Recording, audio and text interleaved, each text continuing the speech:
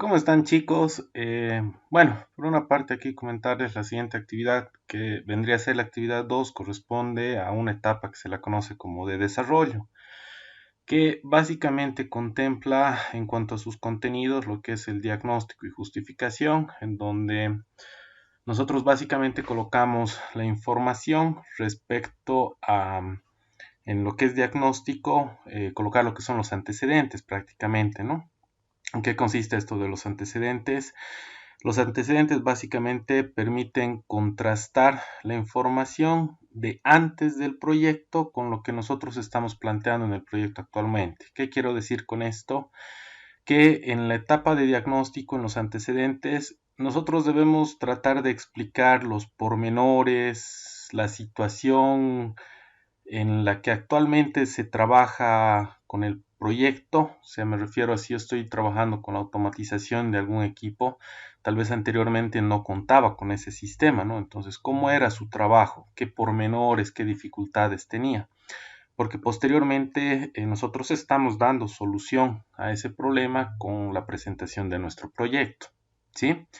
Y eso nosotros lo ponemos en el alcance. Entonces, lo que nosotros ponemos en esta etapa de diagnóstico, donde entra lo que se conoce como antecedentes generales y específicos, permite que nosotros comparemos con lo que nosotros estamos haciendo ahora. A eso se refiere esta parte de contrastar, ¿sí? Y de esa manera nosotros vemos cómo se está solucionando a la necesidad, al problema que se haya detectado, ¿ya?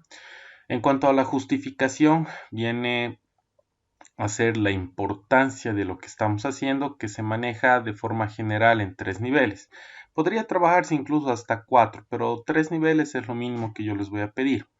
Lo que vendría a ser una justificación técnica que contiene la información de qué elementos técnicos yo estoy incorporando en el proyecto y cómo estos están contribuyendo de forma positiva, ¿sí?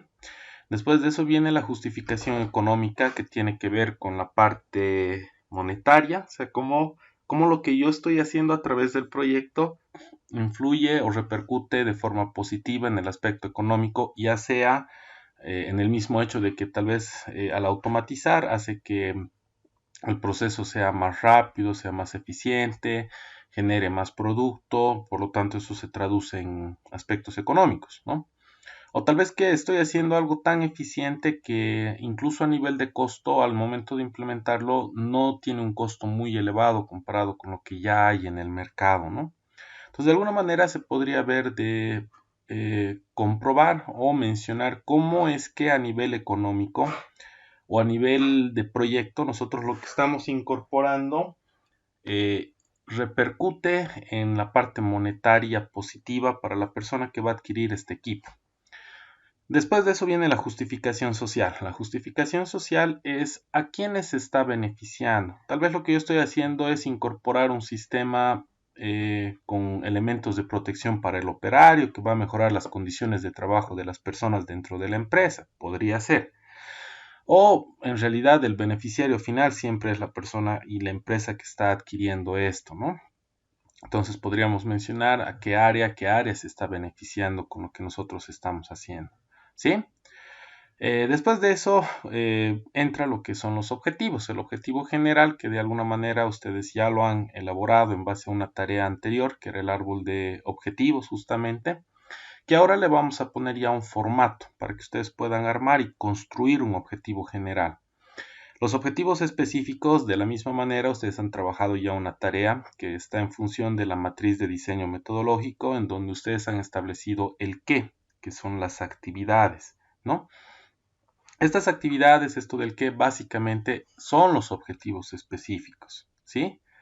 Entonces, el objetivo específico de alguna manera ya tiene igual un formato para que nosotros podamos plantear, pero básicamente así como lo han planteado en la matriz de diseño, también está bien, no hay ningún problema. O sea, podrían básicamente agarrar y copiar. Cuando lleguemos a esta parte les voy a explicar con más detalle, ¿ya? Después de eso viene lo que es el alcance. El alcance, como a un principio les estaba comentando, es el contraste con la parte de diagnóstico. En el alcance nosotros vamos a poner las funciones, las características y las limitaciones del proyecto. ¿A qué se refiere esto? En el tema de características y funciones, yo debo mencionar, obviamente, no todos los componentes, sino los más importantes y cómo están trabajando con mi diseño, ¿no? ¿Qué funciones va a tener mi diseño? ¿Va a ser esto? ¿Va a ser el otro? Y las limitaciones también que va a tener, porque parte, por ejemplo, de indicar incluso si el proyecto es industrial, no es lo mismo que un proyecto semi-industrial, la capacidad de producción disminuye, o incluso un equipo que puede llegar a ser doméstico o de uso particular. Entonces disminuye mucho más la robustez del proyecto, ¿no es cierto? Y la cantidad de producción también. Entonces siempre es bueno especificar a qué categoría corresponde. Al margen de eso, les hablaba de limitaciones. Si yo digo estoy automatizando una línea de producción de envasado, esa línea de producción de envasado va a tener una limitación de producción, ¿no? Va a llenar envases o botellas, no sé, con 500 mililitros de agua, 500 mililitros de jugo. Entonces tiene ciertas limitaciones, ¿no? Entonces todo eso entra en lo que es el alcance. Lo que están viendo ahí como índice no es el índice del perfil, por si acaso, ¿no? Lo que estamos elaborando ahorita con toda esta información corresponde al perfil. No es el perfil, eso quiero que entiendan, ¿ya? El índice corresponde más que todo a la parte del índice que nosotros vamos a proponer no para el perfil, sino para el documento de proyecto de grado, ¿ya? Después de eso tenemos lo que es el cronograma. El cronograma son las actividades que vamos a realizar, que nuevamente vamos a recurrir a la matriz de diseño metodológico, porque ahí ustedes han planteado todas las actividades de realización del proyecto y es en donde nosotros vamos a agarrar nuevamente el qué, toda esa columna del qué, todas las actividades, la vamos a poner en esta tablita y vamos a comenzar a cruzar con fechas de realización. Tal fecha hago esto, tal fecha hago esto, ¿sí? De alguna manera, esto tiene igual una tablita que se las voy a mostrar más adelante. En el tema de presupuesto, es un tentativo, ¿no? O sea, tienen que averiguar más o menos los componentes que van a entrar, el costo que estos tienen. Hay que tomar en cuenta la parte también de costos de operación y por otra parte incluso el tema de salarios para establecer un precio de venta tentativo, ¿ya? Y es básicamente lo que les voy a explicar a continuación. De esta manera, y recurriendo nuevamente al ejemplito de la cámara de pintura electrostática, que es un ejemplo con el que habíamos estado trabajando, vamos a elaborar lo que son los antecedentes generales y los antecedentes específicos, ¿sí? De esta manera, miren, el antecedente general es, así como su nombre lo indica, a grandes rasgos explicar eh, cuál es la situación del proyecto, no del proyecto en sí, sino del tema que hemos seleccionado para proyecto. En este caso, la pintura electrostática, el antecedente general para mí va a ser explicar todos los procesos que ya existen, ¿no? Y en el orden en el que han ido apareciendo también. Y es de esa manera que acá lo explica de esta forma, ¿no? En la actualidad, muchos talleres dedicados a la manufactura de piezas y máquinas emplean distintos tipos de proceso para el pintado de piezas y máquinas terminadas. Entre ellas, las más usuales son, ¿no? Entonces estoy comenzando a hablar de los procesos, el proceso de brochado, pintado con compresor y el pintado electrostático, ¿no? Que son los que usualmente se utilizan, ¿sí? Y lo estoy poniendo en el orden de aparición también, ¿no? Que es lo primero que se ha utilizado, es el brochado, después ha entrado lo que es el tema de pintado con el compresor y finalmente ha aparecido en la actualidad lo que es el pintado electrostático, ¿no? Después de eso, miren, yo estoy agarrando el tema del brochado y estoy explicando en qué consiste el brochado, ¿no? Estoy agarrando el tema de la pintura con compresor y estoy explicando qué es lo que ocurre con la pintura con compresor. Y lo mismo con la pintura electrostática, solo que acá, miren, no estoy detallando mucho porque en realidad sobre la pintura electrostática yo debo abordar mi antecedente específico. El específico, miren, aquí estamos hablando a grandes rasgos de todos los procesos de pintado que existen. En el específico yo voy a detallar ya los pormenores que les decía, las dificultades que tiene este proceso actualmente, que es de suponerse sobre lo que yo estoy trabajando para mejorar, ¿ya? De esta manera, el antecedente específico dice lo siguiente, ¿no? Dice, el proceso de pintura electrostática actualmente se emplea tomando en cuenta una pistola, una fuente de alimentación, un compresor y algún proceso para calentar la pieza. ya sea empleando una pistola de calor o un horno con quemador atmosférico, ¿no? Así es como está trabajando. Entonces, ¿cuáles son los pormenores que esto tiene? ¿No? Aquí estoy comenzando a explicar las dificultades. Esta forma de trabajo no es muy eficiente debido a que al no contar con una cámara para realizar el pintado, la materia prima, la pintura en polvo, se desperdicia al caer al suelo. Por otra parte, para realizar el curado con los procesos mencionados, no existe homogenización. Lo que quiere decir de los procesos mencionados se refiere a la pistola de calor o al usar un horno que tiene un quemador atmosférico que no controla de forma precisa la temperatura del curado. Entonces no existe homogenización de la pintura en la pieza, ¿no? Influyendo de forma negativa en la optimización del acabado superficial. Entonces miren, en el antecedente específico, de forma específica estoy hablando de este proceso y estoy indicando los pormenores, cuáles han sido las dificultades, ¿no? De tal manera, cuando yo agarre mi alcance y mi alcance comience a hablar de mis funciones, ahí voy a comenzar a hablar de que, bueno, con lo que yo estoy haciendo se va a incorporar, no sé, se va a incorporar el tema de tener un horno con un controlador de temperatura. De esa manera voy a poder controlar la temperatura al interior. Puedo ponerle un temporizador. Los quemadores que voy a poner y el ventilador al interior del horno van a permitir que de alguna manera se distribuya de forma más homogénea la temperatura. Entonces el acabado superficial va a mejorar y así, ¿no?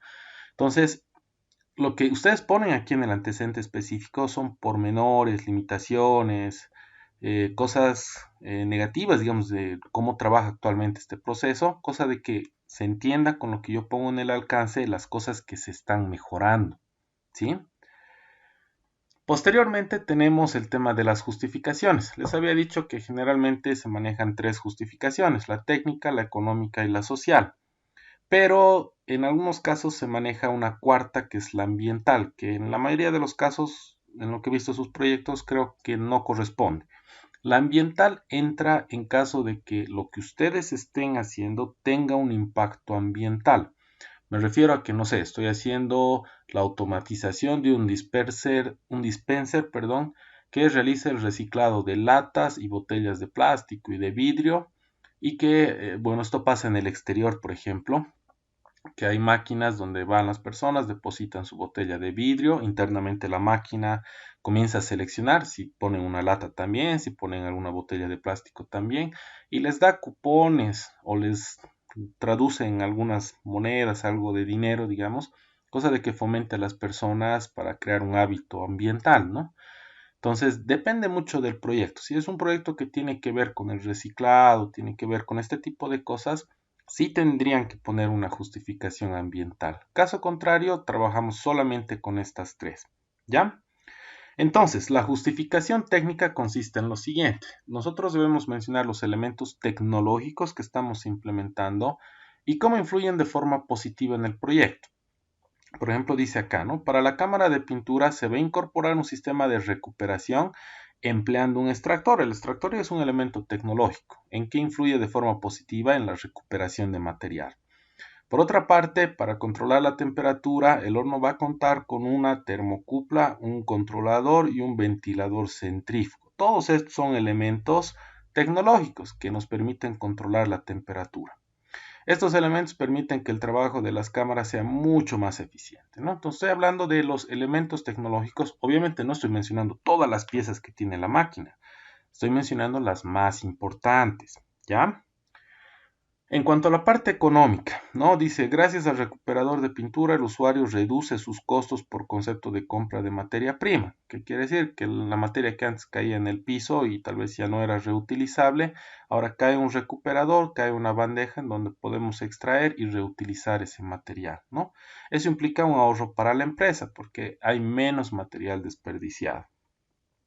La máquina, al contar con un diseño y selección más eficientes, reduce sus costos en los materiales que utiliza. Al momento de seleccionar, comprar los componentes, si yo sobredimensiono mucho, corro el riesgo de que la máquina llegue a costar más y tenga más funciones de las que necesita. Entonces, si yo veo las funciones mínimas que requiere, puedo seleccionar de forma más adecuada los componentes que voy a utilizar. De esa manera, el costo de la máquina reduce el precio de venta, lo que implica más ahorro para el usuario que adquiera la máquina, ¿no? Entonces, de forma económica en estos dos aspectos se está trabajando, ¿no? En la parte social, miren, las empresas que adquieren este equipo podrán mejorar la calidad de las piezas o máquinas. Estamos hablando de empresas que trabajan con piezas y máquinas que fabrican, de tal manera que adquieren una mejor imagen empresarial y clientes satisfechos, ¿no? Entonces, la justificación social es que la empresa, gracias a esto, estamos hablando de empresas que fabrican piezas y fabrican máquinas, adquieren una mejor imagen empresarial al momento de que sacan productos con mayor calidad, ¿no es cierto? Entonces tienen clientes satisfechos. Muy bien. Para la parte de los objetivos, miren, en los objetivos es bastante claro. Aquí hemos trabajado en algún momento, por ejemplo, con el tema de árbol de problemas y árbol de objetivos, en donde nosotros hemos planteado lo siguiente, ¿no? Hemos planteado, un ratito que abre el archivo, hemos planteado gracias al árbol de problemas, tratando de identificar los problemas principales. No, bueno, aquí no estábamos trabajando con la cámara de pintado, estábamos trabajando con el tema de falta de agua potable, pero habíamos identificado un problema principal y distintas causas, ¿no? En el árbol de objetivos, lo que hemos hecho es solucionar esos problemas, ¿no? Hemos solucionado el problema principal y esas causas las hemos solucionado a través de objetivos. No todas las causas vamos a utilizar para trabajar, hemos seleccionado una en particular, ¿no? Y de esa una hemos elaborado acá nuestro objetivo y ese objetivo es con el que nosotros debemos trabajar, ¿no? Al momento de decirles trabajar, básicamente es eso que han redactado ustedes, hay que llevarlo a un formato especial, ¿ya? Lo que sucede es que cuando nosotros elaboramos un objetivo general, el objetivo general tiene 4 cuerpos, ¿ya? El primer cuerpo es el verbo en infinitivo, es la acción que estamos realizando. ¿Sobre qué? ¿Qué es lo que estamos haciendo? ¿Cómo lo vamos a hacer y en dónde lo vamos a aplicar? Aquí tienen un ejemplito, ¿no? Por ejemplo, el verbo en infinitivo, no se olviden, es una palabra que es una acción. Entonces tiene terminación ar, er, ir, or, ur. Por lo tanto, ustedes tienen aquí algunos ejemplos, ¿no? Determinar, identificar, evaluar, describir, formular, verificar, diseñar, elaborar, proponer y así, ¿no? En ninguna parte, por si acaso, entra la palabra crear. La palabra crear no debe entrar en ninguna parte del documento porque no hay nada que nosotros estemos creando. Más bien es todo lo contrario. Estamos agarrando información que ya existe y la estamos mejorando, ¿sí? Eso como observación, por favor. Entonces, de esta manera, miren, al momento de crear el objetivo general tiene estos 4 cuerpos. El verbo en infinitivo, que es la acción. Aquí hablamos de determinar. ¿Qué cosa? El número de errores en la elaboración del objetivo general, que es básicamente una tarea, un objetivo que yo tengo con ustedes. ¿Cómo lo vamos a hacer esto? Mediante la revisión de los perfiles de tesis de los estudiantes. ¿Para qué? Para enmendar sus errores, ¿no? Ese es un objetivo que yo tengo al momento de trabajar con ustedes, ¿no? Entonces, ¿cómo construimos el objetivo general, ¿no? El verbo en infinitivo, la acción, diseñar y fabricar, ¿no? En el caso de ustedes es automatizar, es diseñar y automatizar, automatizar e implementar puede ser, ¿no? El tema de la palabra de fabricar, en algún momento les había comentado de que eh, implica con ustedes, si ponen el diseñar y fabricar, implica y engloba todo el proyecto, incluida la parte mecánica más, ¿no? Ahora, si hablamos solamente de la automatización e implementación de la automatización que estamos haciendo, entonces es diferente. Reducimos bastante el alcance y hacemos solamente la parte que nos corresponde, ¿ya? Entonces, en los casos de ustedes, así como les decía, podrían utilizar tal vez automatizar e implementar, ¿no? En este caso, como se ha hecho todo, se ha hecho la parte de diseño y fabricación, entonces entra diseñar y fabricar. ¿Sobre qué? Una cámara de pintado electrostático y curado de la pintura, ¿no? ¿Cómo lo estamos haciendo? Empleando un recuperador y un sistema de control térmico. ¿Para qué? ¿Cuál es la importancia? Para mejorar el proceso convencional de pintado que se maneja actualmente. Entonces, de esa manera tenemos los 4 cuerpos. El verbo en infinitivo, diseñar y fabricar. ¿Sobre qué? Una cámara de pintado electrostático y curado de la pintura. ¿Cómo lo vamos a hacer? Empleando un recuperador y sistema de control térmico. ¿Para qué lo estamos haciendo? Para mejorar el proceso convencional de pintado que se maneja actualmente. ¿Sí? Después de esto, viene lo que son los objetivos específicos, ¿no?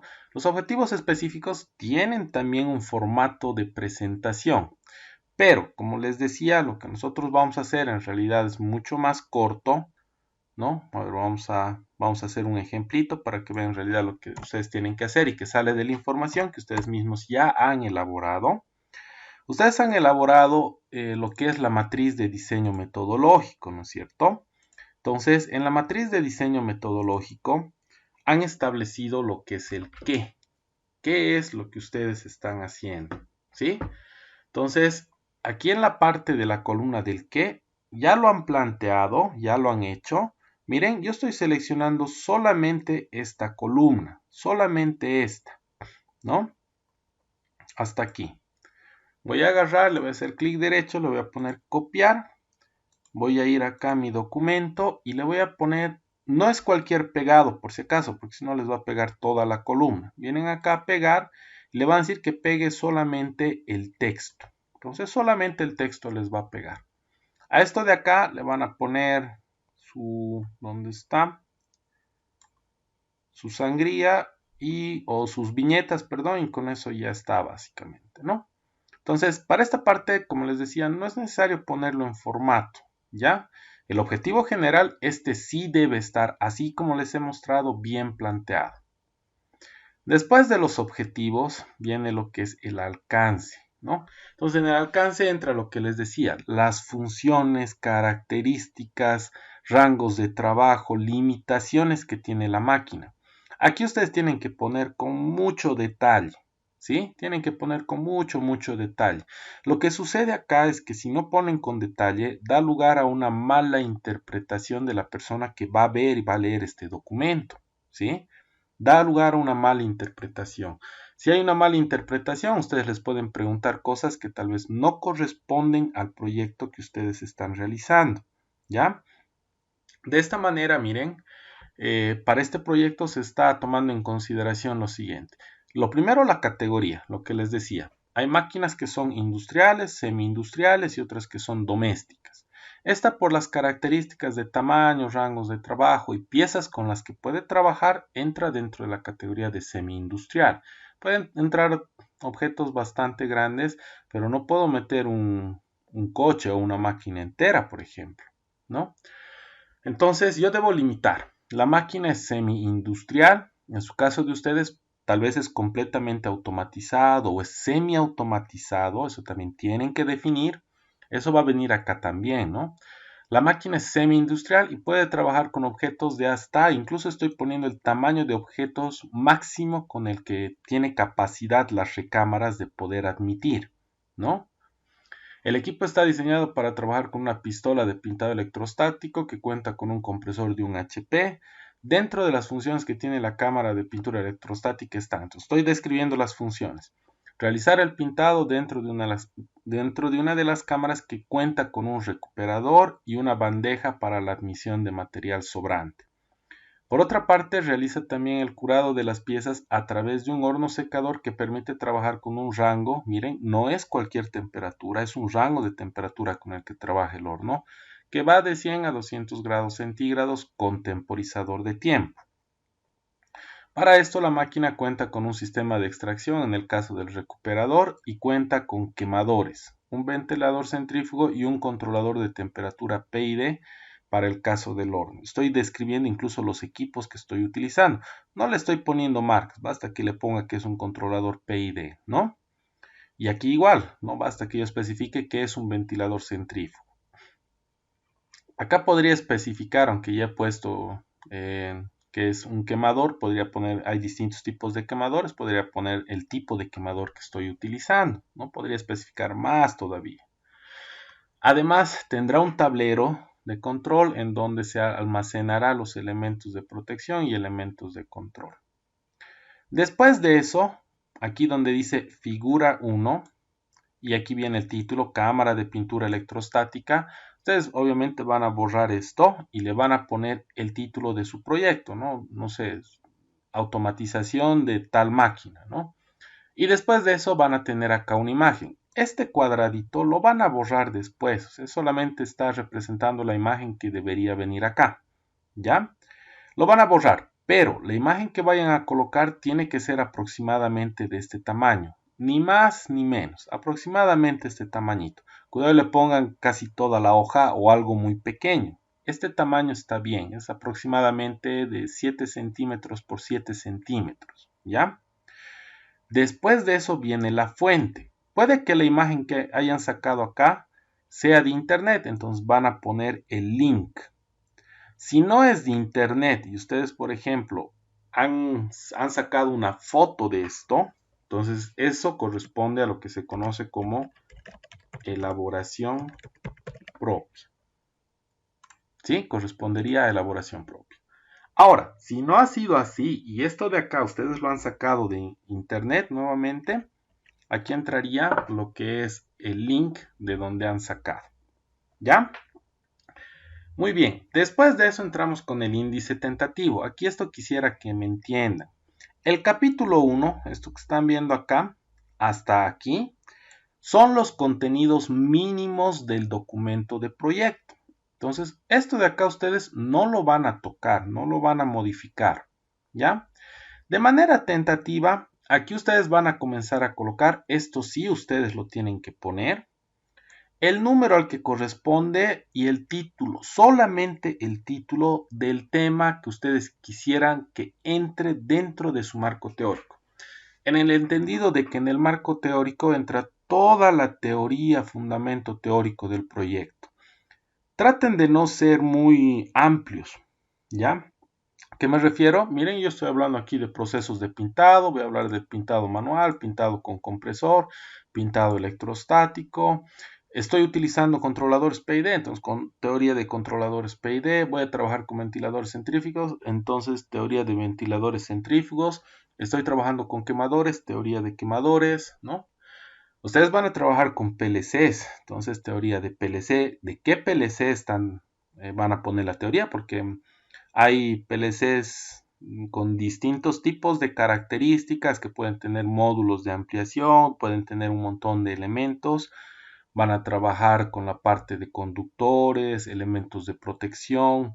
Los componentes que están utilizando con su teoría tendría que entrar acá, ¿ya? Nuevamente, son solamente títulos, ¿sí? No llevan todavía la información, ¿ya? Son solamente títulos lo que ponen acá. En el capítulo 3 viene así, cálculo y selección de componentes. Lo pueden poner de forma genérica, agarran, borran esto de acá y cálculo y selección de componentes eléctricos. En mi caso yo tengo que hacer cálculo y selección de quemadores, tendría que ser cálculo y bueno, aquí en este caso tiene algunos cálculos más. Si ustedes creen que tienen algún cálculo más, ponen el título, ¿ya? Eso ya depende de cada tema, ¿ya? Entonces, esto de acá que les estoy marcando y esto de acá que es del marco teórico, eso ustedes tienen que poner de acuerdo a su tema. El resto, esto de acá que les he dicho que es el capítulo 1, eso no se toca. Y desde aquí, desde donde dice elaboración del plan de mantenimiento, seguridad, presupuesto, conclusiones, hasta esta parte de anexos, tampoco lo van a tocar. Se va a quedar así nomás. ¿Ya? Esto de acá que le estoy diciendo que no se toca son los contenidos mínimos que nos pide el Ministerio de Educación para la elaboración de estos documentos. El resto, así como les estaba mencionando, varía de acuerdo a cada tema. ¿Ya? Después de esto viene lo que es el cronograma. Miren, si ustedes han puesto acá como primer objetivo investigar sobre la necesidad del agua potable, por ejemplo, todas estas son actividades. En realidad, todo esto de los objetivos específicos debería entrar aquí como actividades, ¿no? Entonces yo agarro, pongo aquí mi actividad y después la cruzo con alguna fecha. En el caso de ustedes, esto no es tan amplio, ¿no? En realidad y básicamente hasta más o menos junio, o sea, esto quiere decir que ya no existe para ustedes, deberían tener la culminación de todas estas actividades que vayan a plantear. Hemos empezado el mes de marzo y el semestre para ustedes concluye en junio prácticamente, ¿no? Entonces tendrían abril, mayo, junio para poder realizar todas estas actividades, ¿sí? No es complicado, agarran la actividad y cruzan, ¿no? Aquí, por ejemplo, el mes tiene 4 semanas, mes 4 semanas y voy cruzando con cada semana, ¿sí? Después entra la parte de presupuesto. Si acá les faltan más celdas, no hay problema, seleccionan, le hacen clic derecho, insertar e insertan más celdas, ¿no? De acuerdo a lo que necesiten. En el ítem descripción ustedes ponen el nombre del elemento, por ejemplo, contactor trifásico C3 marca Chint, y si tiene alguna descripción extra acá, yo la debo de poner. Si es algún térmico, debo poner la capacidad de corriente, la marca, si es unipolar, si es bipolar, si es tripolar, ¿no? Debo poner la descripción del componente que yo estoy queriendo utilizar, ¿sí? Así ustedes van a agarrar y van a elaborar, esto es como una lista de mercado, es todo lo que ustedes en teoría deberían comprar para elaborar su proyecto, ¿sí? Acá ponen la cantidad y el precio unitario. El subtotal sale de la cantidad por el precio unitario. De toda la lista que van a tener aquí, van a tener una columna de subtotales. Todos estos subtotales van a agarrar y hasta aquí los van a sumar en un total 1. ¿Ya? Aquí tenemos el primer total. El siguiente son costos operativos. En los costos operativos, esto miren, manténganlo como está. Logística, pago de servicios de agua, aquí lo está manejando de forma global, ¿no? Uno solo para todo el proyecto. Estoy gastando 100 pesos en pasajes, viáticos, llamadas por teléfono para poder investigar, averiguar, comprar mis equipos, ¿no? Lo que estoy requiriendo para movilizarme. Pago de servicios de luz y agua, por ejemplo, ¿no? Eso es un global igual, ¿no? En el lugar donde voy a trabajar para hacer las pruebas, para armar, no sé, voy a requerir estos dos elementos mínimamente, ¿no? Entonces le estoy poniendo un costo global, ¿sí? Después de eso viene el tema de terciarización. ¿Qué quiere decir? Si ustedes hay algo que tal vez no pueden hacer, aunque en realidad dentro de este tipo de trabajos no creo que sea así, puede haber algún caso en el que contraten a alguna otra empresa para que haga ese trabajo porque ustedes tal vez no tienen el equipo para hacerlo, ¿sí? Entonces, eso se conoce como terciarización. Entonces, yo especifico qué tarea estoy terciarizando y con qué empresa lo estoy haciendo. La cantidad es uno, qué cantidad de veces voy a repetir esta tarea y tiene un costo, ¿sí? Entonces, eso se lo conoce también como costos de operación. Entra dentro de esta categoría. Si no corresponde, no hay ningún problema, agarran esta fila de acá y la borran, ¿ya? Una vez que tenemos esto, agarramos, sumamos y tenemos el total 3. Después de eso viene la parte de sueldos. Si estas filas están de más, no hay problema, la borran. En realidad no es necesario, o sea, basta con que tengan aquí uno general de los proyectistas o el proyectista. Es el sueldo que ustedes se están poniendo por el trabajo que están realizando. Una forma bastante sencilla de poder calcular, miren, es en base al mínimo nacional, ¿no? El mínimo nacional es aproximadamente 2.100 bolivianos. Eso nosotros agarramos y dividimos entre la cantidad de horas que generalmente se trabaja, que son 160, y tenemos el costo por hora de lo que se paga en el salario mínimo nacional.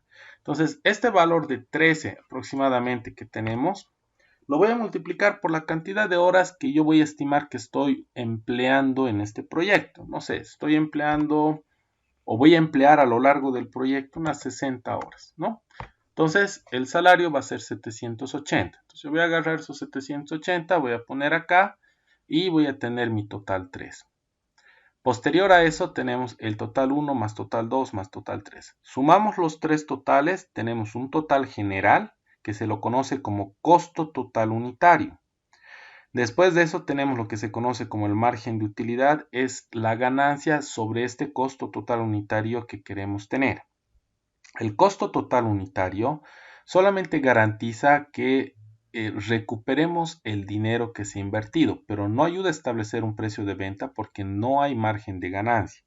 Margen de utilidad nos garantiza un margen de ganancia, ¿sí?